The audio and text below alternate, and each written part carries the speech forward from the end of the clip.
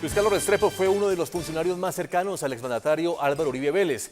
Durante gran parte de sus dos periodos presidenciales, el excomisionado de paz fue el encargado de uno de los ejes principales de la llamada política de seguridad democrática. Bajo su dirección estuvo la desmovilización de cerca de 44.000 integrantes de grupos al margen de la ley. Luis Carlos Restrepo nació en 1954 en el departamento del Quindío, occidente de Colombia. Tiene doctorado en Medicina y Cirugía de la Universidad Nacional y es especialista en psiquiatría. También tiene maestría en Filosofía de la Pontificia Universidad Javeriana de Colombia.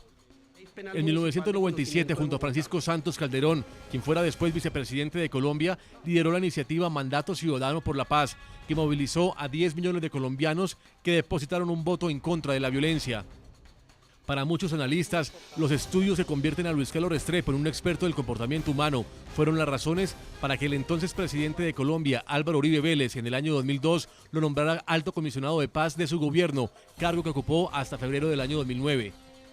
La oficina que Luis Carlos Restrepo dirigía tenía como fin encontrar un diálogo directo con los grupos al margen de la ley, lograr su dejación de armas, llevarlos a la justicia y reincorporar a la vida civil a quienes no habían cometido delitos de lesa humanidad. Qué importante escuchar de ustedes que tienen hoy claro que el camino de las armas es un camino equivocado, que el camino de las armas pervierte esos ideales y convierte una lucha justa en una realidad injusta. En el año 2003, la Oficina del Alto Comisionado para la Paz, en manos de Luis Carlos Restrepo, firmó el Acuerdo de Santa Fe de Heralito con las Autodefensas Unidas de Colombia, un grupo terrorista conformado por unos 40.000 hombres que enfrentaban a muerte a los grupos criminales de las FARC y ELN. Para finales de 2003 se dio la primera desmovilización paramilitar por parte del bloque Cacique Nutibara, comandado por alias Don Berna.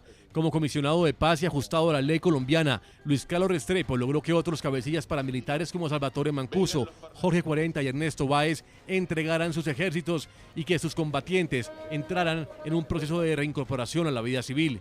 En el caso de los jefes paras, por incumplir compromisos pactados en la negociación, el gobierno de Colombia aceptó el pedido de extradición de Estados Unidos por cargos de narcotráfico. En París, Francia, Eduardo Mackenzie, periodista y columnista. Eduardo, si no es el señor Restrepo el responsable, como lo acaba de decir el expresidente Uribe, sobre esa desmovilización, ¿sobre quién debe recaer esa investigación entonces? ¿Quién fue el que no tuvo en cuenta que había un engaño de por medio? Pues todos sabemos que Olivo Saldaña acaba de explicar que él tiene una gran responsabilidad en lo que ocurrió con esa desmovilización del frente de la cacica Gaitana. Él lo dijo de una manera muy clara: yo engañé al Estado, yo engañé, yo organicé esto de esta manera. Hay también posiblemente una participación y una responsabilidad del ex guerrillero de las FARC, Arbeláez, que también admite su responsabilidad en esto. Yo creo que estos son elementos que se tienen que tener en cuenta. Además, hay que relativizar un poco la situación, porque estamos hablando de una desmovilización de 53.000 personas en Colombia. La dimensión de esa desmovilización es enorme, y dentro de esas 53.000 personas hay 11 personas que aparecen como colados dentro de la desmovilización de este frente Cacica Gaitana. Entonces hay que tener un sentido de las proporciones y no hacer esos desarrollos que están tratando de hacer para inculpar a una persona a la que los colombianos le debemos inmensamente muchas cosas: la paz, la tranquilidad. Junto con el presidente Uribe, Luis Carlos Restrepo jugó un papel que salvó al país de una cantidad de catástrofes y de tragedias. Eso tenemos que tenerlo en cuenta. Además, su trayectoria personal, profesional, humana es de lo mejor que tiene el país para mostrar. Yo considero que es una aberración, una cosa inaceptable lo que está pasando contra él. Yo creo que este asunto de Luis Carlos Restrepo oculta algo más. Por ejemplo, creo que están tratando de hacer imposible las posibles desmovilizaciones de guerrilleros o de paramilitares que pueda haber en el futuro. Cuando la juez dice que el comisionado de paz tenía que verificar la calidad de guerrillero o paramilitar de cada uno de los desmovilizados está poniendo unas condiciones exorbitantes que imposibilitarán una desmovilización en el futuro. Porque ella parece que no tuviera en cuenta que los que van a desmovilizar paramilitares o guerrilleros son miembros de organizaciones eminentemente clandestinas. La identidad de sus integrantes es siempre desconocida. En esas condiciones, poner esas exigencias es impedir que haya ese fenómeno tan importante para la destrucción de las organizaciones terroristas, sean paramilitares o guerrilleras, como son las desmovilizaciones. Eso me parece gravísimo y yo creo que la opinión pública tiene que darse cuenta y movilizarse contra lo que está pasando hoy, en este caso, y en general con lo que está pasando en la justicia del país. Claro. María Clara Ospina, de pronto lo que la gente no entiende es por qué en este momento no se encuentra el señor Restrepo en Bogotá. ¿Por qué duda tanto de la justicia de este país si cuando estaba en el gobierno del señor Álvaro Uribe Vélez, pues Colombia era garante, por lo menos, de la independencia de poderes? ¿Ha cambiado tanto la justicia colombiana con el cambio de gobierno? Yo creo que ya desde ese momento, y el mismo presidente Uribe venía diciendo que la justicia tenía ciertos visos políticos, ciertas agresiones directamente contra el gobierno de él, lo dijo muchas veces, pero yo le quiero hacer caer en cuenta una cosa: si este caso contra el doctor Restrepo continúa, habría que analizar todos los casos de desmovilización en Colombia y todas las amnistías que se han dado en un país que lleva más de 50 años en guerra. ¿Cuánta gente se ha colado en las amnistías? ¿Cuánta gente se coló en la amnistía del M-19? Dígame usted, ¿quién lo sabe? ¿Cómo puede garantizarse que cada una de las personas, de las 50.000 o 52.000 personas que se desmovilizaron en este caso, o de los que se desmovilizaron cuando se desmovilizó el M-19, o todas las situaciones que hemos tenido de intento de crear la paz, quién puede garantizar? ¿Quién lo puede garantizar? Alguien se debe de haber colado en cada una y en cada caso.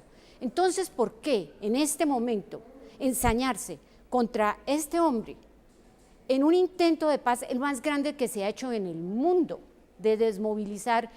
¿Cómo puede suceder esto? ¿Por qué esta cizaña contra este movimiento, contra esta desmovilización? ¿Qué hay aquí? ¿Qué hay detrás de esto? Esa es mi pregunta. Señor Álvaro Uribe Vélez, usted hablaba y lo contaba hace unos minutos aquí en la noche de NTN 24, que grandes de sus grandes colaboradores pues hoy están bajo los ojos de la justicia. Hablamos del exsecretario general Bernardo Moreno, del exministro de Felipe Arias, de la exdirectora del DAS, María del Pilar Hurtado, que se encuentra también en asilo, y ahora pues el caso del señor Restrepo, que era quien llevaba la columna vertebral de la desmovilización en Colombia de los grupos insurgentes, o por lo menos de gran mayoría de ellos. Le quiero preguntar si se está haciendo justicia en Colombia o si está definitivamente, como usted lo ha dado a entender en muchas oportunidades, la justicia está politizada. No, aquí hay una clarísima venganza criminal e infortunadamente algunos sectores de la justicia han caído en esa trampa. Se le iba a ocurrir a la presidencia de la República hacerle una persecución a la Corte Suprema. Las diferencias que yo tuve con un sector de la Corte Suprema las ventilé públicamente, dando argumentos. Con ellos me reuní muchas veces. Entonces, cuando los criminales confesaron que incluso tenían penetrada la Corte Suprema, cuando llegó nuestro gobierno a desmontar todo ese control criminal que había en el país, y eso no importa. Y lo que importa es buscar inocentes para tapar una venganza criminal contra el gobierno nuestro. Es muy grave.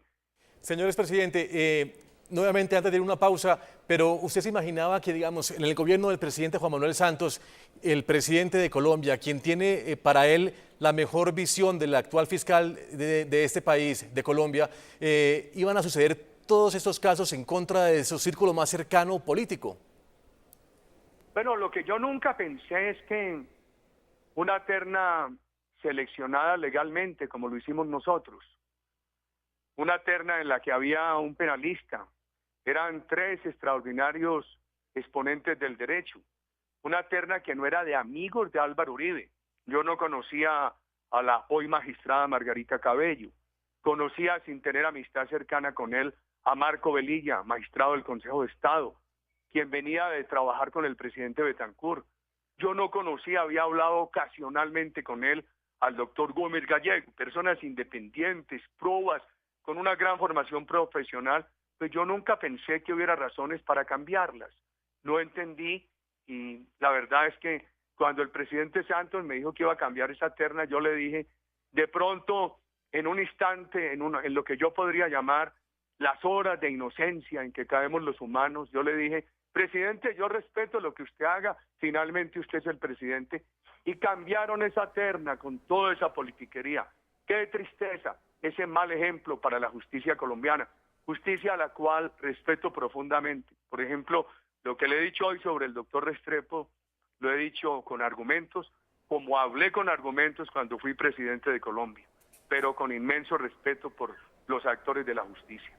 Hacemos una nueva pausa en la noche, en segundos. Seguimos hablando de este seguimiento que se le hace al señor Restrepo, quien era la persona encargada de las desmovilizaciones en Colombia bajo los gobiernos de Álvaro Uribe Vélez.